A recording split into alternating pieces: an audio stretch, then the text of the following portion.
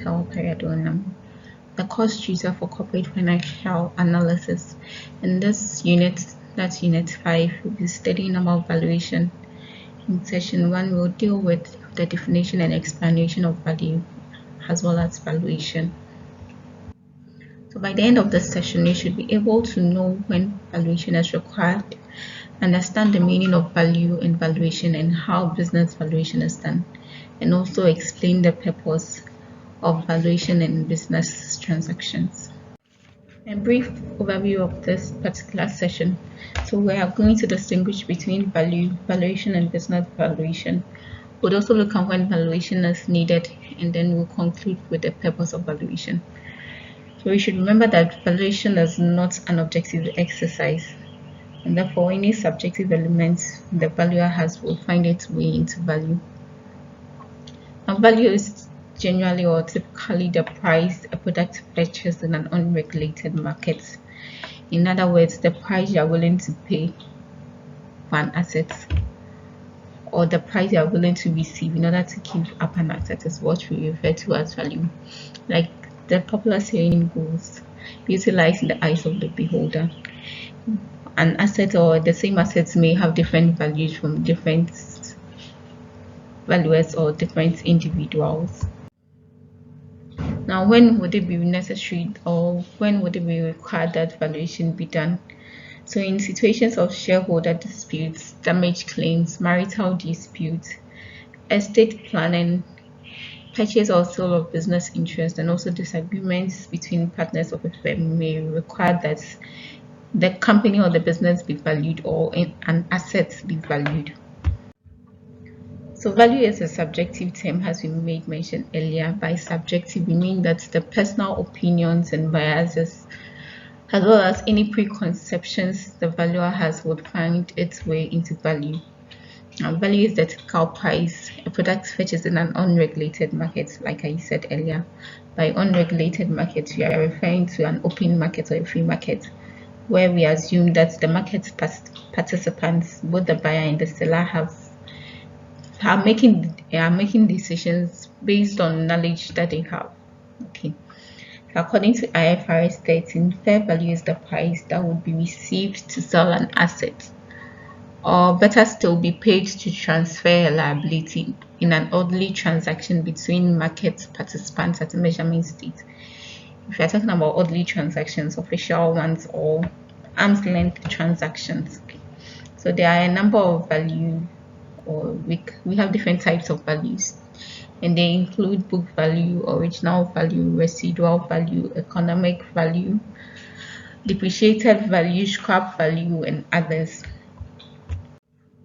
Valuation is essential, and it's usually a prerequisite when you have to choose an investment portfolio, or when you have to pay or receive an amount of money during a takeover, or you have to make certain choices in terms of financial decisions, dividend decisions, or investment decisions while you're running a business. Now, the basis of valuation is that we can reasonably estimate the value or the price to pay for assets. So usually when it comes to stock valuation, when you want to conclude on market expectations, or when you want to analyze appraisals, among others, we will have to undertake valuation. When it comes to business valuation, different locations have different concepts by which they would want to term business valuation. Now, in the USA, the concept of shareholder value is usually defined, or it's defined as not only the market value added, but the growth in employment and high productivity. In other words, your operational efficiency, your increase in employees, and the quality of your employees, and all those things count as much as the market value that you have added. And that is the difference between your stock market capitalization and the capital you invested in the company. And when we mention stock market capitalization, it's simply the share price of a company times its outstanding shares, or the number of shares that is held by the public. So if you realize, or when you calculate the market value added, you're expecting that the share price multiplied by the outstanding number of shares would be higher than the initial capital that was invested into the company. And that shows that you've been able to add value to your company. Now, successful companies maximize shareholder value even though they don't explicitly say so. So, for example, in Ghana, there's the issue of if maximizing shareholder wealth is the ultimate. They believe that it might curtail or it might harm other stakeholders, such as employees and all that. But you should bear in mind that the shareholders are those who invested their capital into the business. And for that matter, if they had not done that, there would actually be no company for even employees and other stakeholders to come into the picture. So now, the ability to manage all these people, these stakeholders, and make sure their interests are met ultimately maximizes shareholder value. And even though companies might not say so explicitly or express it, everything that they do is all geared towards maximizing the value of shareholders. Now, business valuation may be undertaken for different number of purposes. It may be there in this session we are discussing four of them.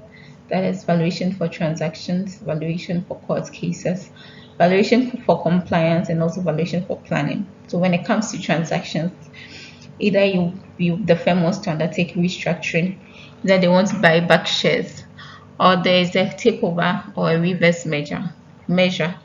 Also, when you want to purchase or sell a business, there would be the need for business valuation to be undertaken.